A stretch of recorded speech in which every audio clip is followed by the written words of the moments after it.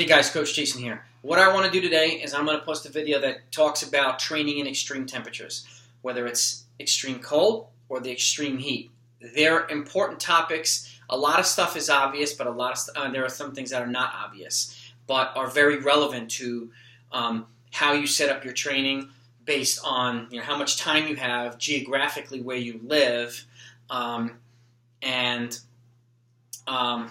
what you have, if you have any races planned out, or how you're planning on racing your schedule, and so on and so forth. So let's go over these details. I encourage you to watch this entire video because the content's going to be important all the way through, not just the first minute, not just the first 30 seconds. You're going to miss a lot of good content. And I also encourage you to click the subscribe button and press the bell next to it, because you will have access to my other training videos, which are going to be very relevant in terms of what I'm talking about, and I'll kind of, I'll go through that. Okay, so let's get to this. Let's talk about training in extreme cold first. The reason why I'm starting with the cold first, because we're right now in September, late September, approaching the fall season. It's going to start getting cooler. Okay, in some places like the Midwest or way up north, it's already a little chillier. Okay, so and that's important when it comes to training, because if you think about it this way, if you're training for a fall marathon, half of your training is going to be in the extreme heat. If you're training for a spring marathon, half your training is going to be in the extreme cold. So it's important to lay out things accordingly and appropriately, and we'll go through that. All right. So the first thing, flexibility. There's a lot of different theories in flexibility. I'm a huge proponent of active isolated flexibility.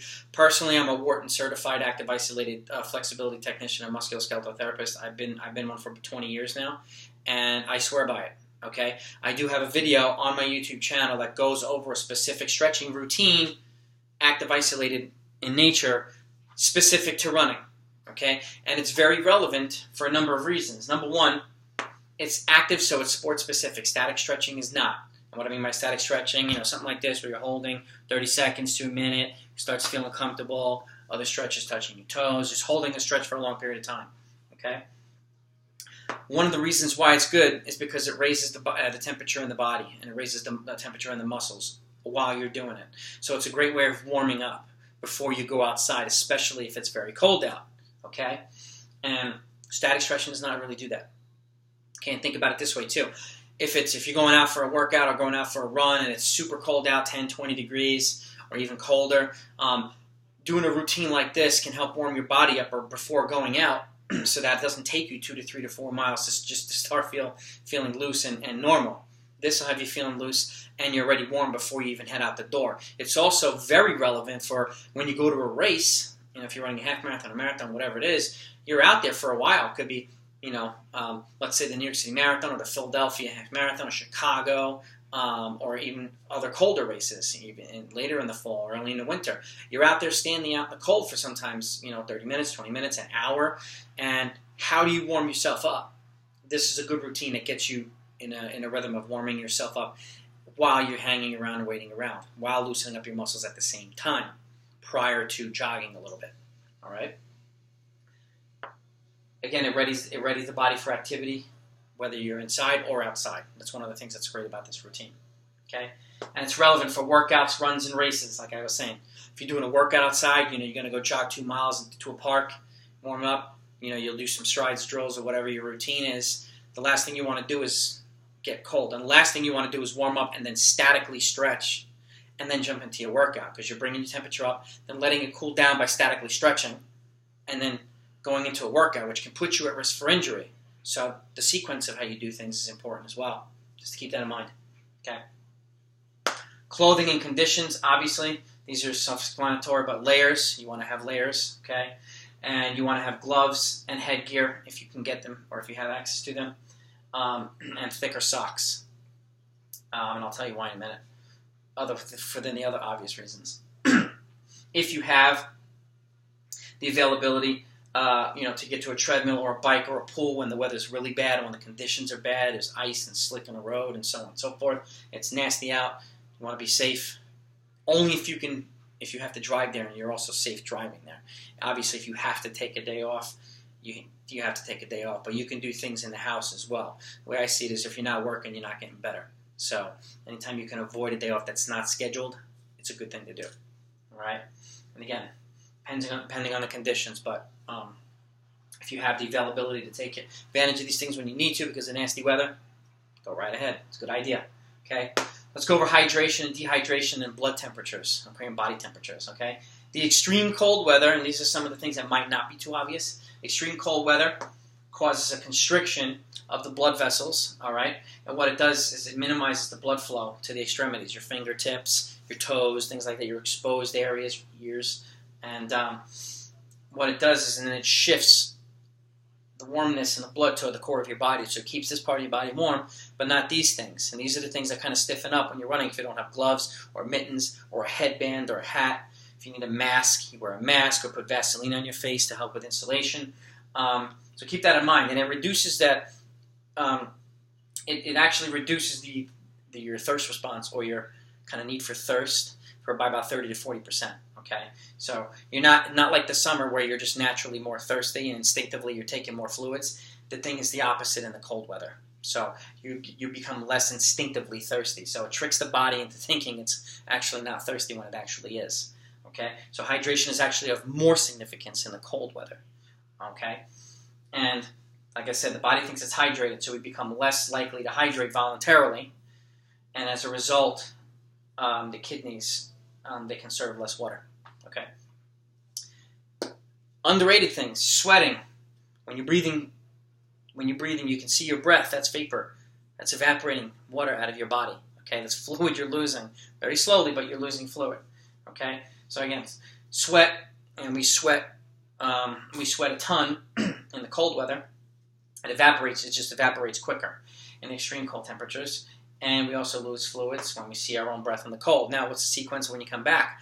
Obviously, you want to, if you can, take a shower because of the body temperature just plummets when you get back into warmth before it starts to gradually go back up. So you want to get into a shower if you can and get into some dry clothes, warm clothes, and then take some warm fluids and refuel with some food and some more fluids in that order, ideally, if you can. Okay. In order to maximize your recovery.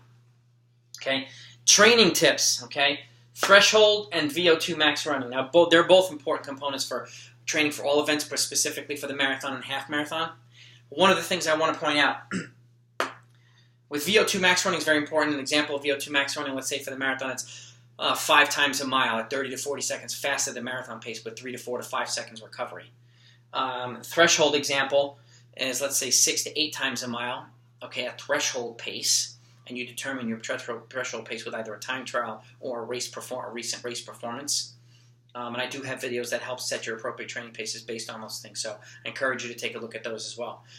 But that said, with threshold, one of the differences between the threshold running and VO2 max is the recovery periods. They're both of significant importance, but there are a couple of differences. Number one, VO2 max, it might take you 72 to 96 hours to recover before you can come back for another hard workout or a long workout. Whereas VO2 max, threshold training might take 48 to 72 hours. So you recover a little bit quicker. It's less invasive, but the short recoveries. And if you're out there doing a workout like these mile repeats in the cold, standing out there for 3 to 4 to 5 minutes, especially if you get cold, it's going to be uncomfortable. Whereas you can get them with the same aerobic benefit, even though it's a slightly different system that you're training. You get the same benefit or a similar benefit with threshold training without the long recovery. So the recoveries are shorter. You're not standing around in the cold. Okay, and that applies to workouts like 1,000-meter repeats, 2-mile repeats, 2Ks, mile repeats, and so on. Okay, so that's one of the differences. They're both beneficial, but the ones with the short recovery, and it's slower than your VO2 max running, but you're not standing out there in the cold that long. Okay, another option is hill repeats. You can go up and do hill repeats. You come down as you jog recovering, you basically turn around and you go right back up. It's 10, 15 seconds. Instead of waiting for a minute or two, you go right back up to keep the body temperature up, especially in the super duper cold weather. You're not standing around getting cold at any point in time. Okay? Where you live geographically, to me, is of relevance because, like I said before, if you live up north or if you live on the Midwest, the temperatures get cooler earlier. Okay? And the way I see it too, if you're training for a full marathon, like I said this too, half of your training is going to be in the extreme heats, but maybe a little bit less when you're in the Midwest or up north. If you're training for a spring marathon, about half your marathon training is going to be in the extreme cold. So how you structure your training is appropriate, okay, is of great importance.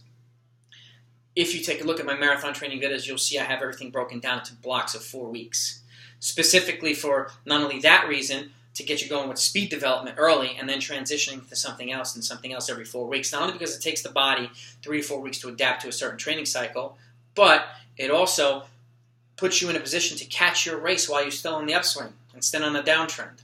You have about a 6 to 8 week window of prime racing where you're at your best racing fitness, okay, and sharpness. You want that to be obviously at the last 6 to 8 weeks instead of the first 6 to 8 weeks or the middle 6 to 8 weeks. So doing something either too soon can alter that, or doing too much of something can have you peaking too early. So those are some of the things that you want to keep in mind with regards to training, not only setting up races in general, but particularly when you're factoring in extreme temperatures, whether it be the cold or the heat. Okay, so take a look at my marathon training videos, or my half marathon training videos. My halves are 12-week programs. My marathons are 16-week programs. I also have 5K training programs and 10K training programs on there as well. You'll see how everything is structured. And watch the entire video, not just the first minute, because you'll see how things are laid out, and you'll see why they're laid out that way. I encourage you. It can be very helpful into either designing your own training or using mine as a template to make into your own. Okay? But I think you could find it very informative and helpful. Okay? Like I said, too, fall marathon, spring marathon, half of it's going to be in some kind of extreme temperatures. Okay, so let's take this down now. Let's go to training in the extreme heat. Okay, also important. I'm sure a lot of us are familiar with it. If you're coaches, you coach high school and college, the majority of your summer base training program is going to be in the heat. Okay, so it's important to structure training accordingly. Okay, ideally you want to run early in the day or late in the day. Okay, and even though 80 to 85 degrees doesn't really feel cool, if that's the coolest part of the day, it's a heck of a lot better than running in 95 degrees baking sun. Okay, sunscreen's important. Hat and sunglasses, obviously. You want to keep as cool as you possibly can and protect your skin at the same time. Okay, and again, you cool off whenever you can with fluids and cool rags and so on. If you have your training for a marathon, you have a fuel belt, or you put water in certain water stations or whatnot if you're training in the park. Take your fluids the way you would take them in a marathon. Try and simulate how you want to fuel in the marathon. And I encourage you to sip and not gulp. Okay, take the fluids gradually so that your tummy can process them properly. Because once you, especially in the marathon, once you hit about 20 miles, the body starts acting a little funny. So you want to be ready for that. Okay, flexibility, I'm going to reverse order a little bit. It's just as important no matter what time of the year. So active isolated stretching will benefit you in the summer, the spring, the fall, and the winter. And it also helps prevent muscle cramps if you ever get cramping. A lot of times it could be from dehydrating or from running too fast. You might feel some lactic in the legs from running sprints and so on and so forth. This helps flush out lactic in the legs. Okay, and it helps speed up recovery from runs and workouts and long runs. And you feel a heck of a lot different after you do a stretching routine once you get this one down. Okay, hydration, and being smart. Okay, drink fluids regularly, even when you don't feel thirsty, in the heat, in the excessive heat. Okay, sip often, like I was saying. Don't gulp or indulge heavily. Only post-run, you take in a lot of fluids. I encourage you about 30 to 40 minutes after you run, take fluids and fuel, food and fluids. Okay, run in shaded areas if you can. Early speed development training and hill reps, like I was saying, with a 16-week prep, with a marathon program, or even cross-country training. You know, your base training is 10 weeks. Those first 4 weeks, so you can break it up into 4 weeks, and 2 weeks, or however you want to break it up, and depending on how long your base training program is. You introduce a new dynamic so that the training doesn't become stale or redundant. Same application for the marathon. You can implement speed development those first 4 weeks while you're building up the mileage back up to a point where you're going to be kind of leveling off and introducing some other things and increasing the long runs along the way. All right. Follow weekly weather reports and forecasts. I encourage you to do this because you're training in the summer or the winter, and the best day of the week is Saturday instead of Sunday. You can move your long run from Sunday to Saturday. You can even move your workout up a day to put you in a position to maximize or take advantage of when the weather might be good or not crappy during the week. So I encourage you to just take a look at the weather because it can help you modify training if you need to. And this applies to all events with summer-based training cycles, like I was saying, cross-country. If you're training for fall races, 5K, 10K, half marathon, marathon. Scale back if you need to, obviously. If you're just not feeling right, okay, scale yourself back. Or again, if you have access to a treadmill or an exercise bike indoors, take advantage of that. If it's 100 degrees out and you don't need to run in it, take advantage of the indoor availability. Or a pool. Pool's a heck of a lot more forgiving on the joints. Right? And look for signs of disorientation, dizziness, feeling faint, particularly in the warm weather. Okay, and if you do start to feel those things or notice it in someone else, either you stop or encourage them to stop, take fluids, and just sit and rest and find a shaded area. Okay, your health is most important, no matter what.